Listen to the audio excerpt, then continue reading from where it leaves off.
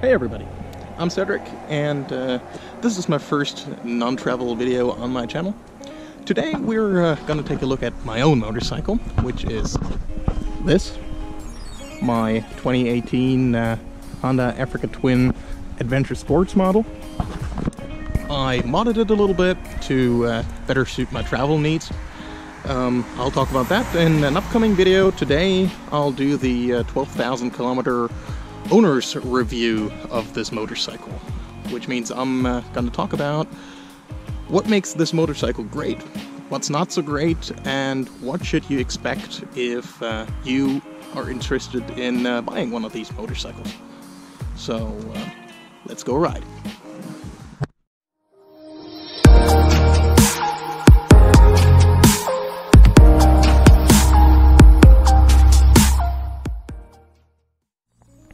Alright, ready to go now?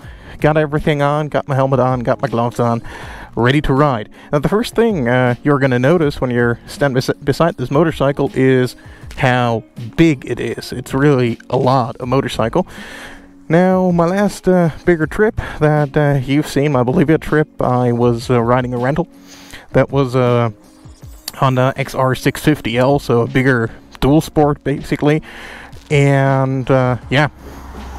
This is about the same seat height, but 110 kilos more bike. The 650 was about 145 kilos, and this is almost 250 kilos the way I modded it.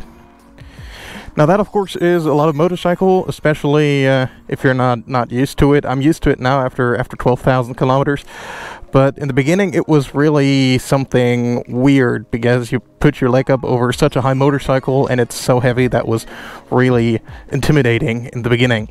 Now the second thing you're going to notice when you're on this motorcycle is it sounds amazing. Alright, so let's go for a spin.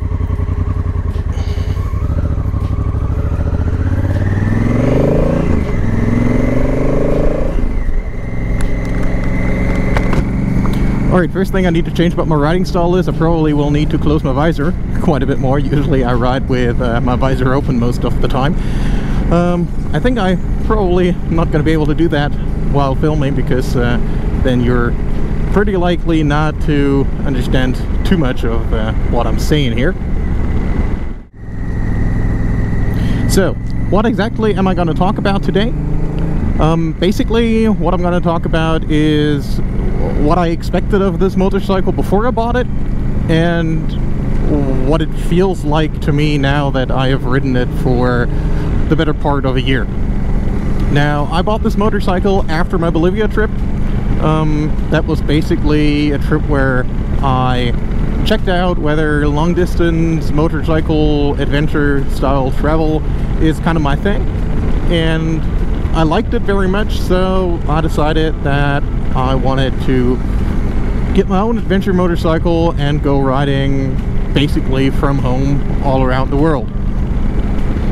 Now for this year I initially had a trip to Central Asia planned. I wanted to go through Kazakhstan, Uzbekistan, Tajikistan, Kyrgyzstan, and then all the way back here to Europe. I didn't plan on starting here. I had my bike, or wanted to ship it to Astana in Kazakhstan. My bike was actually already on the semi-truck when it was when the whole COVID situation struck and the borders started to close, and I actually had to basically recall my bike, and the shipping company had to turn around, well, not turn around the whole truck I guess, but had to load it onto a different truck and bring it back to me. So that kind of sucked. So for this year there's not really a big trip planned, because I used all my vacation time for that planned trip, and during that time I wasn't able to ride. So yeah, no big riding holiday for me this year.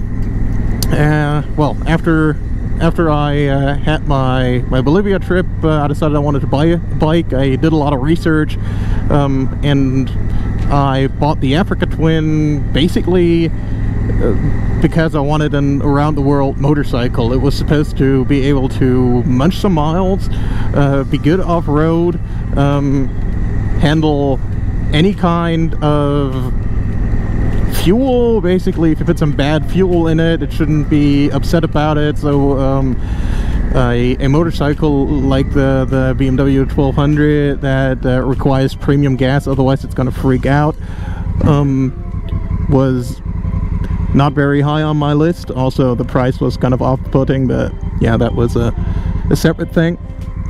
And yeah, I basically wanted a motorcycle that I could use all around the world, but still go at a decent speed, because I got a regular day job.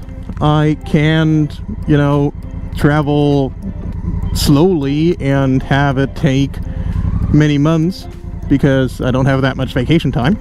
So I kind of need to be able to travel at a decent travel speed.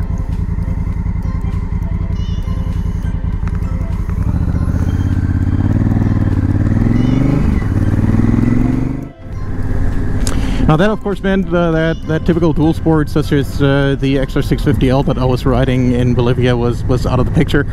Also, I wanted a new bike because I don't really trust other people, especially I need a motorcycle that I can trust in the most remote places of this earth. So having a motorcycle that somebody else maybe abused and hadn't had all its oil changes done and wasn't very well taken care of, I just didn't want to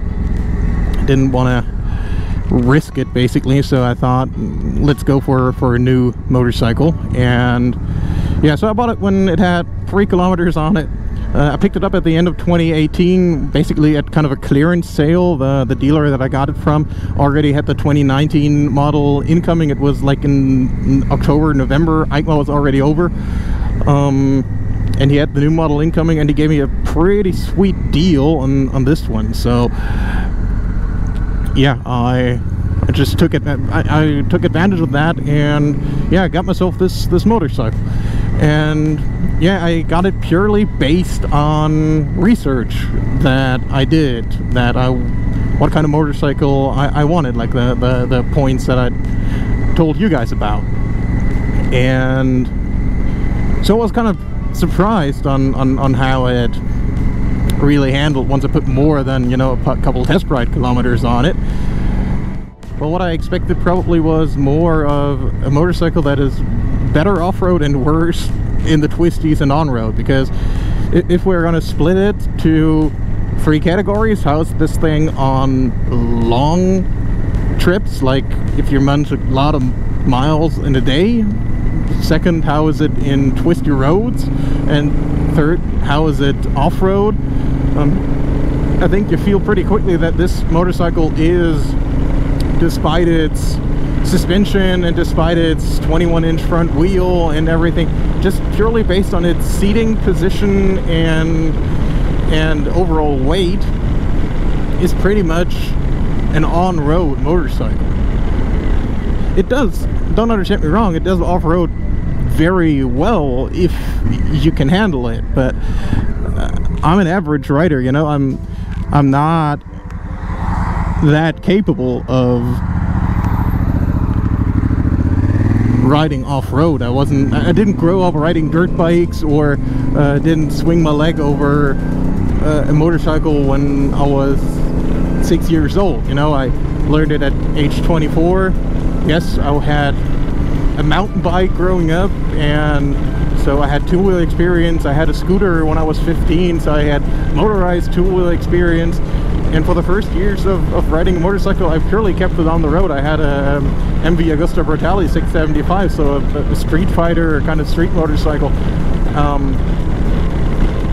And so I'm not the most confident off-road rider. I've gotten pretty good at it, but I don't feel confident taking this bike off-road more than well-graded gravel roads. You know, on a gravel road, it's all fine. It doesn't have any major issues there. yeah. But I trucked it down some more difficult terrain, and you know, as soon as it rides, as you got 5-10 kilometers, everything is fine. But if you go really slow, like below 5 kilometers an hour, the bike just, you start to feel its really high weight. And that paired with its incredibly high seat height means that when you are even as tall as me, I'm 1.85 m or 6'1", depending on how you want to measure it, I cannot flat foot this bike, not even on even terrain. Never mind if there is, you know, it's uneven terrain because you're off-road. You got real problems then usually. And I've dropped the bike multiple times at, you know, basically standstill, because I wasn't able to get my feet on the ground, and by the time I got my foot on the ground, the bike was leaned over so far that I wasn't able to catch a falling 250 or with luggage 270 kilo motorcycle. So I think when you buy a bike like this, you just should consider that it's a combination. I don't want to merely blame it on the weight, merely blame it on the seat height. It's the combination of both. The seat height is really great for long distance touring, you know, because the way I'm sitting on here, with, you know, being as tall as I am, I sit on here super comfortably. It's really nice to sit. I can sit here 500, 600, 700, 800 kilometers in a day, and it doesn't really bother me because the angle at which my hip and knees are bent is very comfortable. It's all great. Also, in the twisties, it's really sticky in the twisties. Yeah, it just behaves great there. On multiple occasions, I have dragged the foot pegs on the ground. No issue whatsoever to drag foot pegs with this motorcycle. But, and it just sounds so great, doesn't it? I think this is maybe a dead end. Is this a dead end? Yeah, I've just been, you know, kind of riding around aimlessly. I think I've been here before. I've been here before, I think. This is a really weird thing because this road kind of ends here in the middle of nowhere, and they just did a 90-degree turn. All right, where was I? Yeah, it really handles great in the twisties, and you can easily drag your foot pegs on the ground. You can go pretty much full throttle while all the way leaned over. It's very stable and very nice to ride, and I didn't expect that from a bike that has a 21-inch front wheel. You know, I expected it to be kind of not very good at riding twisty roads, but completely wrong. This bike is very much at home there. So if you want to carve up twisties, you're very well off with this motorcycle. On the other hand, if you want to carve up some single track, yeah, you're wrong on this motorcycle. and that's just what I want to tell you. Now, for what I do, for the stuff that I'm doing, now this is completely wrong, I guess, or isn't it? Basically, I want to travel around the world with a motorcycle. Now, not all at once, but in little pieces. This is fine. This is completely fine because, you know, you're not traveling around the world going on single tracks if you're out in the middle of nowhere or in Tajikistan. At least I'm not that brave.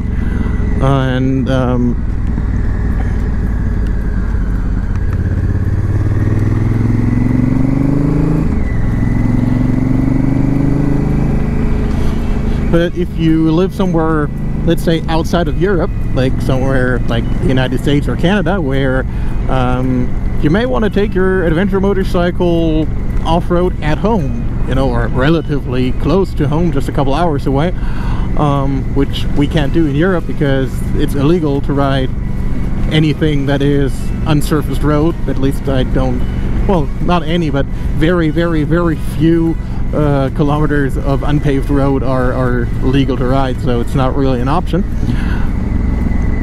And so if you live somewhere like Western United States or Canada, where, you know, riding off-road with your own motorcycle relatively close to home is an option, then a bike like this may not be the ideal choice for you, because you're probably not able to go as wildly off-road as you like to. I could compare it to the BMW JS850, which I just rode a couple months ago. If you're interested in a comparison video to that,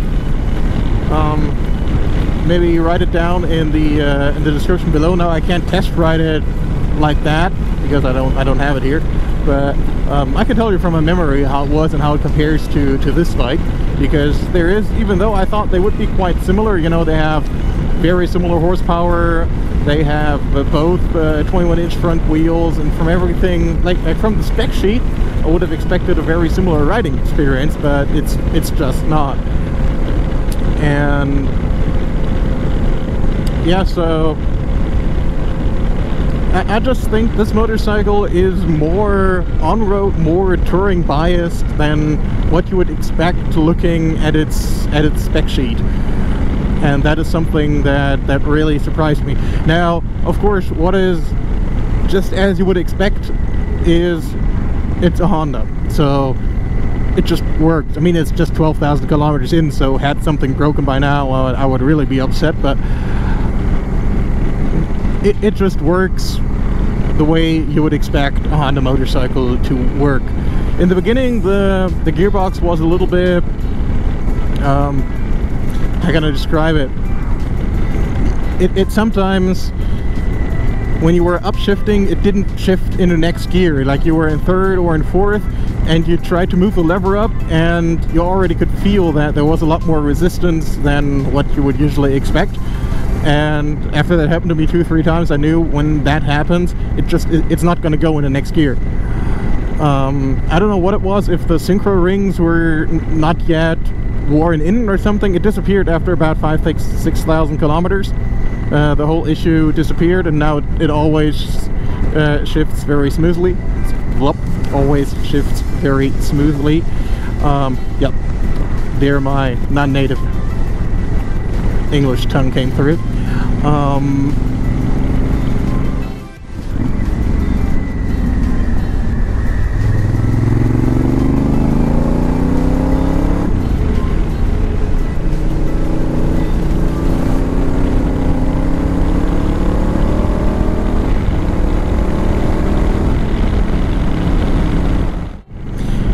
Now, some people often ask about the Africa Twin's power, because yes, it has less power than 1200 or 1250 GS or any of the bigger KTMs, but I gotta say, for anything a regular person might do, it's more than sufficient. If you need more than 95 horsepower,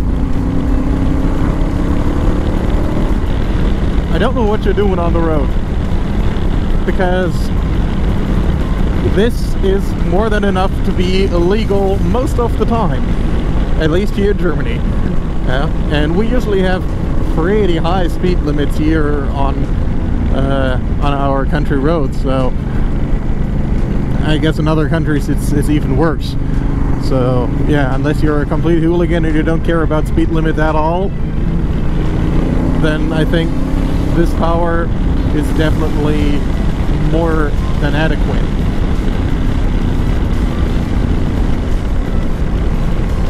Especially, like I said, for, you know, a motorcycle that I was looking at. I wasn't looking for top speed or maximum acceleration or anything like that. I wanted a motorcycle that could chuck any kind of fuel. If you want an engine that is very reliable and can handle bad fuel, well, you need an engine that is kind of, you know, detuned, that is low compression ratio, that is able to, yeah, just withstand harder conditions. If you have a very, let's call it race spec engine, kind of like what KTM is doing, yes, it's great if all you're doing is riding in first world nations. You know, if you're in Europe and you never ride it outside Europe, or if you're in the United States and you never ride it outside the US or Canada, yeah, go for it. It's not an issue.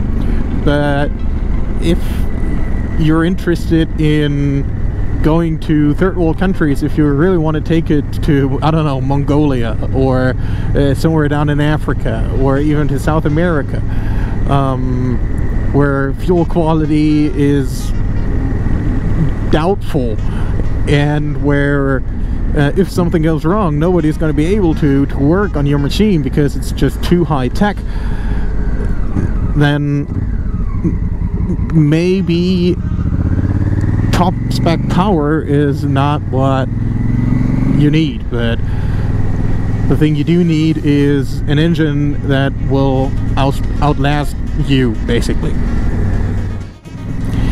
Now, another thing that is great about this motorcycle definitely is its range. It has a 24-liter tank. I don't know what that in gallons is. And I'm too lazy to do the conversion right now. I think it's something like 6.5 or something like that, US gallons. And it gives me around 500-ish kilometers range between fuel stops. Now, I'm definitely not the most efficient rider when it comes to fuel mileage. I twist the throttle quite a bit. I let it rev up almost all the way to red line. I have fun with this motorcycle, and I quite often ride with luggage on here. So, and even with luggage on, I ride it on the highway with 130, 140 kilometers an hour, so about 80, 90-ish miles per hour with full luggage on. So, you know, that's a lot of drag on the motorcycle, which inevitably is gonna increase the fuel consumption, and I'm still below 5 liters per 100 kilometers on this motorcycle. So about 4.8 is my long-term average, 4.8 liters per 100 kilometers. If you're not familiar with this metric, please use Google to translate it, because I can't. And I know the Dutch use how many kilometers can I go on 1 liter, and then all the British and American people use MPG, but different MPG, and yeah, I just cannot do all the conversions here. So if you're not familiar with liters per 100 kilometers, Google is your friend.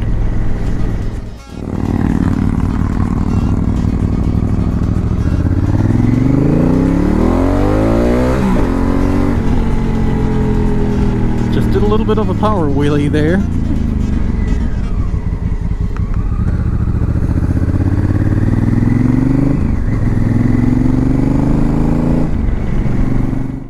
Alright, so I think that's gonna wrap it up for today. Just short recap. What's great about it? The engine is great, the fuel consumption is great, the range is great, the way it handles in the twisties is outstanding, if you ask me, and its ability on long highway trips is also very, very good. As the wind protection is very good, and the seating position for somebody of my size is just outstanding. Now, what's not so great about this motorcycle is how tall and how heavy it is, especially the combination of the two, because that very much limits, especially its low speed ability of any kind. Now, as long as the terrain under your feet is flat and you're more than 6 feet or 1.80 meters tall, it's doable. If you're smaller than that, I would definitely recommend a different motorcycle. And if the terrain is uneven, even a tall guy like me has trouble getting the feet on the ground, and occasionally drops this bike. So that's just something to consider, and that you should know before purchasing this bike. Now, I absolutely do not regret my purchase. I love this bike to its very bone.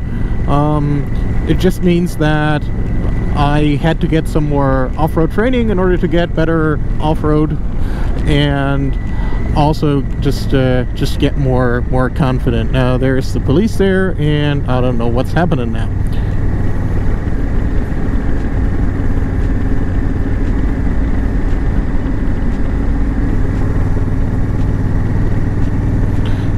Alright. Seems to be nothing.